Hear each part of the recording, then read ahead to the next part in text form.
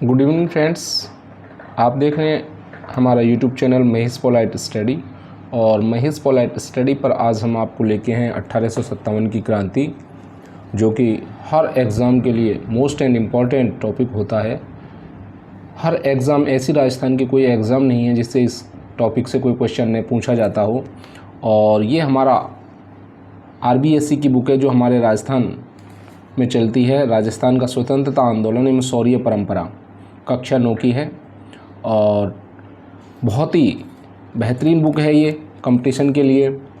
अगर ये आपकी टेबल पर नहीं है तो आप इसको परचेज़ करें और इसका रिवीजन करें। आरएसएमएसबी और आरपीएससी की जो एग्ज़ाम्स हैं, सारे क्वेश्चंस लगभग राजस्थान के इन्हीं लाइनों में से, पाठों की लाइनों में से लाइन टू लाइन आपको देखने को मिलेंगे। क्वेश्चन यहीं से क्वेश्चन बनाए जाते हैं। तो मेरी सलाह है आपको कि आप पहले गाइड की बजाय आरबीएससी की जो बुक्स हैं, राजस्थान अध्ययन की जो बुक्स हैं, जो हमारे 6 से और 12 तक की चलती हैं, उनका रिवीजन करें। और उनके रिवीजन को ही लेके हम आपके लिए आए हैं। तो आज का हमारा जो टॉपिक है 1857 की क्रांति है। सो लेट्स स्टार्ट, करते हैं शुरू। देखिए, 1857 की क्रांति का जो शुरुआत है हम करते हैं उनसे। मई 1711 में प्रथम बार मराठों ने मंदसौर के निकट मेवाड़ी क्षेत्र से धन एकत्रित किया था। हाईलाइट किए जाएंगे आपको ताकि आप नोट्स बना सकें। मंदसौर के निकट मेवाड़ी क्षेत्र से धन इकट्ठा किया था। प्रथम बार मराठों ने मंदसौर के निकट मेवाड़ी क्षेत्र से धन एकत्रित किया था।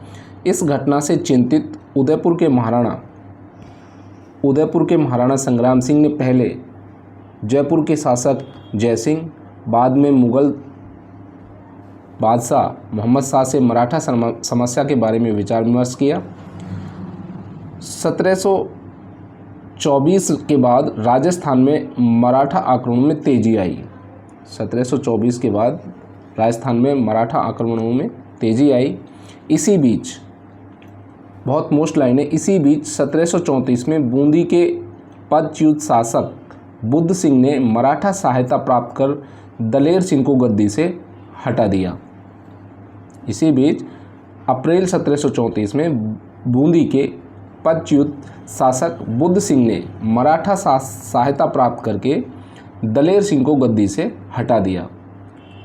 राजस्थान के किसी शासक द्वारा आंतरिक संघर्ष में मराठों को आमंत्रित करने का यह प्रथम अवसर था। तो पहला क्वेश्चन हमारा यहाँ से बन जाता है कि राजस्थान में जो मराठा थे उनकी सहायता करने वाला बुद्ध सिंह था और बुद्ध सिंह ने ही मराठों को राजस्थान में आमंत्रित किया। बाद में तो राजस्थान में मराठा हस्तक्षेप बढ़ता ही गया, यानी कि मराठों की संख्या राजस्थान में बढ़ती ही गई, मराठों का अधिकार होता गया। तो 1734 में बूंदी के शासक बुद्ध सिंह ने मराठों को राजस्थान में प्रवेश करने के लिए आमंत्रित किया। नेक्स्ट देखते हैं। 1735 में मालवा पर अधिकार करने के बाद मराठों को राजस्थान पर आक्रमण के लिए एक आसान मार्ग मिल गया। राजस्थान में मराठे कोटा, मेवाड़, डूंगरपुर, बांसवाड़ा में घुसपैठ कर वहां से धन प्राप्त के बाद संतुष्ट रहे, लेकिन शीघ्र ही राजाओं को नहीं वरन सेठ साहूकारों को लूटने लगे। उन्होंने राजस्थान के नरेशों के आंतरिक मामलों में हस्तक्षेप करना भी प्रारंभ कर दिया। बूंदी, जोधपुर और जयपुर रियासतों में उनका प्रवेश इसी बहाने हुआ। बूंदी, जोधपुर, जयपुर रियासतों में इनका प्रवेश बढ़ता गया। नादिर शाह के आक्रमण के समय भी मराठाओं ने हिंदू धर्म के नाम पर राजस्थान के राजाओं को संगठित करने का प्रयास किया। नादिर शाह के आक्रमण के समय भी मराठों ने हिंदू धर्म के नाम पर राजस्थान के राजाओं को संगठित करने का प्रयास किया, लेकिन मुगल दरबार में दलबंदी के कारण राजपूत भी परस्पर लड़ने लगे। इस प्रकार केंद्र में उत्पन्न शून्यता से पूर्ति के लिए मराठा राजस्थान में आने लगे। शाहू ने पेशवा बाजीराव को राजस्थान से चौथ और सरदेशमुखी प्राप्त करने का आदेश दिया। तो बहुत ही मोस्ट एंड इम्पॉर्टेंट क्वेश्चन है, कई बार परीक्षाओं में आ चुका है। शाहू ने पेशवा बाजीराव को राजस्थान से चौथ और सरदेशमुखी प्राप्त करने का आदेश दिया। 1732 में सवाई जयसिंह, जो मालवा का सूबेदार बना, उसे मराठों ने घेर लिया। जयसिंह ने पराजय स्वीकार कर ली और 28 परगने मराठों को देने पड़े। 1761 से 1791 के मध्य राजस्थान में राजपूत शासकों की कमजोर स्थिति के कारण विभिन्न राज्य पर मराठों का प्रभुत्व हो गया, यानी कि मराठों की संख्या बढ़ती ही गई और मराठों का अधिकार राजस्थान में बढ़ता गया। राजस्थान में बढ़ते मराठा हस्तक्षेप ने जयसिंह तथा अन्य राजपूत राजाओं की आंखें खोल दी। मराठों सहारा लिया गया, पर जब धन लेने के बाद भी मराठों ने मालवा खाली नहीं किया तो पुनः संगठित प्रयास किए जाने लगे। धन के बजाय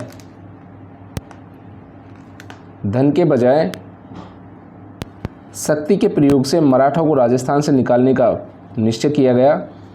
जुलाई 1734 में जयपुर, जोधपुर, उदयपुर, कोटा, किशनगढ़, नागौर, बीकानेर के शासक मेवाड़ में हुरडा नामक स्थान पर एकत्रित हुए और 17 जुलाई 1734 को एक संधि पत्र पर हस्ताक्षर हुए, जिसके अनुसार राजस्थान के सभी शासकों ने विपत्ति के समय सहयोग देने का वादा किया। तो हुरडा सम्मेलन कब हुआ? 17 जुलाई 1734 ईस्वी को हुरडा सम्मेलन की डेट रखी गई। वर्षा ऋतु के बाद मराठों के विरुद्ध कार्रवाई हेतु रामपुरा, कौन सी जगह है ये? रामपुरा, आपको ध्यान रखना है। रामपुरा में एकत्रित होना तय किया गया। किसी राजा के शत्रु को अपने राज्य में आश्रय या शरण न देने की शपथ ली, परंतु इस सम्मेलन के वांछित परिणाम नहीं निकले, क्योंकि रियासती शासकों में आपसी द्वेष था, प्रतिभा, सम्मान और क्रियाशील नेतृत्व का अभाव रहा। रियासतों की स्वार्थी नीतियां और कार्य संभवतः सम्मेलन की असफलता के लिए उत्तरदायी थे। 1735 में मुगल सम्राट और राजपूत शासकों की सेनाओं ने मराठों को खदेड़ने का पुनः असफल प्रयास किया। पेशवा अक्टूबर 1735 में उत्तर भारत की यात्रा पर निकला। उसने महाराजा जगत सिंह का आतिथ्य स्वीकार किया और उपहार तथा चौथ का समझौता हुआ। फिर वह जयपुर आया। जयसिंह ने मराठों और मुगल सम्राटों में समझौता करवाना चाहा, वह असफल रहा। पेशवा की राजस्थान यात्रा का परिणाम यह निकला कि मुगलों के साथ साथ राजपूत मराठों के भी करदाता बन गए। 1738 ईस्वी में मुगल सम्राट की ओर से निज़ाम को बिना युद्ध किए ही दुराह सहाय की अपमानजनक संधि करनी पड़ी। 1738 में मुगल सम्राट की ओर से निज़ाम को बिना युद्ध किए ही दुराह सराय की अपमानजनक संधि करनी पड़ी। तो आपको ध्यान रखना है, जिसके अनुसार मराठों को मालवे की सूबेदारी और 50 लाख रुपये प्राप्त हुए। 1742 में मराठों ने मारवाड़ में प्रविष्ट होकर सोजत, रायपुर, जैतारण परगनों में चौथ वसूल करना आरंभ कर दिया। 1727 ईस्वी में राजपूतों ने संगठित होकर तुंगा नामक स्थान पर मराठों को परास्त किया। तो आपको ध्यान रखना है, 1727 ईस्वी में राजपूतों ने संगठित होकर तुंगा नामक स्थान पर मराठों को परास्त किया। तो तुंगा नामक स्थान पर राजपूत और मराठों के बीच युद्ध हुआ, जिसमें किसकी विजय हुई? राजपूतों की विजय हुई। 1791 के बाद मराठा शक्ति क्षीण होने लगी। ध्यान रखना है आपको, मराठा शक्ति क्षीण कब हुई? 1791 के बाद। इसी समय दक्षिण भारत में अंग्रेजों ने अपने पैर जमा लिए थे और वे राजस्थान में घुसने का प्रयास कर रहे थे। राजस्थान के राज्यों में उत्तराधिकार के संघर्ष में सामंती प्रतिस्पर्धा के कारण उनकी राजनीतिक स्थिति कमजोर हो गई। 1791 में अंबाजी इंगले ने मेवाड़ के महाराणा को सहयोग दिया। ध्यान रखना है आपको। 1791 में अंबाजी इंगले ने मेवाड़ के महाराणा को सहयोग दिया। फलस्वरूप डूंगरपुर, बांसवाड़ा, प्रतापगढ़ आदि क्षेत्र पर मेवाड़ के महाराणा का अधिकार हो गया, परंतु रियासती घरानों के आपसी 1791 में अंबाजी इंगले ने मेवाड़ के महाराणा को सहयोग दिया। फलस्वरूप डूंगरपुर, बांसवाड़ा, प्रतापगढ़ आदि क्षेत्र पर मेवाड़ के महाराणा का अधिकार हो गया, परंतु रियासती घरानों के आपसी वैमनस्य के कारण अंबाजी इंगले पूर्ण सफलता नहीं पा सके। 1795 ईस्वी में मेवाड़ पर चूड़ावतों का अधिकार हो गया, अतः उनका अन्य शासकीय समूह के साथ संघर्ष शुरू हो गया। 1802 में अमीर खां पिंडारी ने नाथद्वारा पर अधिकार कर लिया। भीम सिंह रियासती घरानों के आपसी वैमनस्य को नियंत्रित नहीं कर पाया। 1803 में मेवाड़ के शासक ने जयपुर नरेश के माध्यम से अंग्रेजों से संधि करने का प्रयास किया। तो 1803 में मेवाड़ के शासक ने जयपुर नरेश के माध्यम से अंग्रेजों से संधि करने का प्रयास किया, पर असफल रहे। 1793 छोड़िए, ये कोई खास नहीं है। राजस्थान के शासकों ने मराठों के बढ़ते आतंक से मुक्ति पाने के लिए मराठों के शत्रु अंग्रेजों से मित्रता करने का प्रयास शुरू किया। सर्वप्रथम जयपुर के महाराजा पृथ्वी सिंह ने 1776 ईस्वी में अपने एक प्रतिनिधि को गवर्नर जनरल के पास भेजा और अंग्रेजों से मैत्री की इच्छा प्रकट की। तो ध्यान रखना है आपको, सर्वप्रथम जयपुर के महाराजा पृथ्वी सिंह ने 1776 ईस्वी में अपने एक प्रतिनिधि को गवर्नर जनरल के पास भेजा और अंग्रेजों से मैत्री की इच्छा प्रकट की।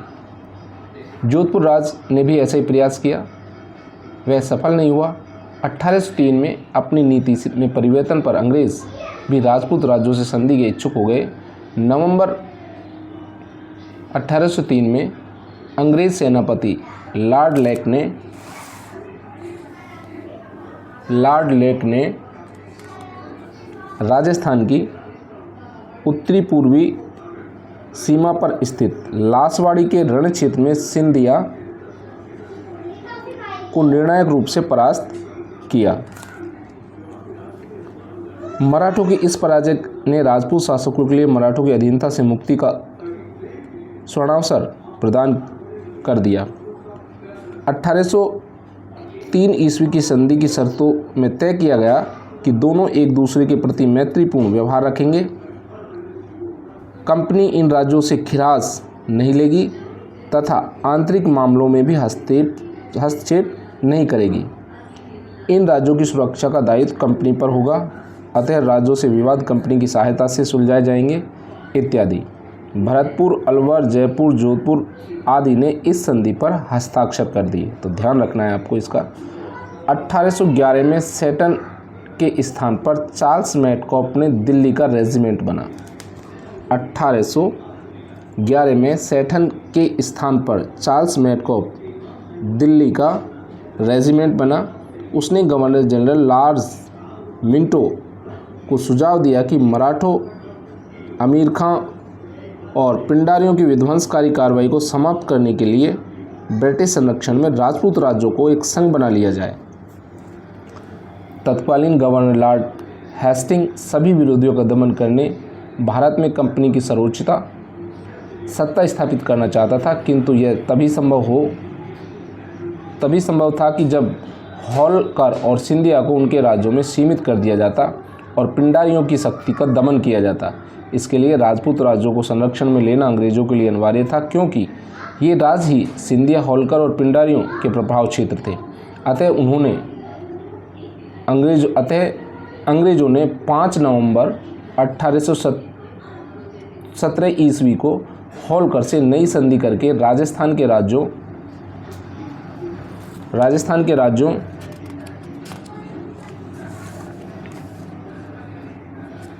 के साथ संधि करने का अधिकार प्राप्त किया। बैक चलते हैं, देखते हैं। देखिए यहाँ कुछ राजस्थान में क्रांति के समय रियासती शासक, यानी कि कौन सी रियासत में 1857 की क्रांति के समय शासक थे। कोटा रियासत जो थी उसका जो शासक था वो राम सिंह था। जोधपुर रियासत जो थी उसका शासक तख्त सिंह था। भरतपुर रियासत थी उसका जसवंत सिंह था। उदयपुर रियासत का जो शासक था वो स्वरूप सिंह था। जयपुर रियासत का राम सिंह द्वितीय था। सिरोही रियासत का शिव सिंह था। धौलपुर का भगवंत सिंह था। बीकानेर रियासत का सरदार सिंह था। करौली रियासत का मदन पाल था। टोंक रियासत का नवाब वजीरुद्दौला था। बूंदी रियासत का राम सिंह था। अलवर रियासत का विनय सिंह था। जैसलमेर का रणजीत सिंह था। झालावाड़ का पृथ्वी सिंह था। प्रतापगढ़ का दलपत सिंह था। बांसवाड़ा का लक्ष्मण सिंह था और डूंगरपुर का उदय सिंह था। तो ये डूंगरपुर का उदय सिंह था। तो ये थे राजस्थान में क्रांति के समय रियासती शासक।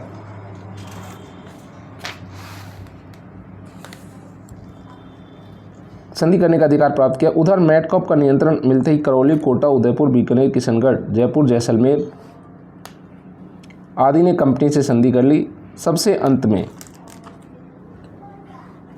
में 1823 ईस्वी में सिरोही राज ने संधि की। तो आपको ध्यान रखना है, सबसे अंत में 1823 में सिरोही राज से संधि की गई।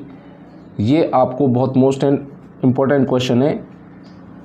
सबसे अंत में संधि करने वाला जो क्षेत्र था वो सिरोही थी और 1823 में संधि की गई। इस प्रकार 1817 से 1823 के दौरान राजस्थान पर स्थापित यह ब्रिटिश आधिपत्य 1947 ईस्वी में स्वतंत्रता प्राप्ति का अक्षुण्ण रहा। फ्रेंड्स, कल पढ़ते हैं हम इसको आगे कंटिन्यू रखेंगे।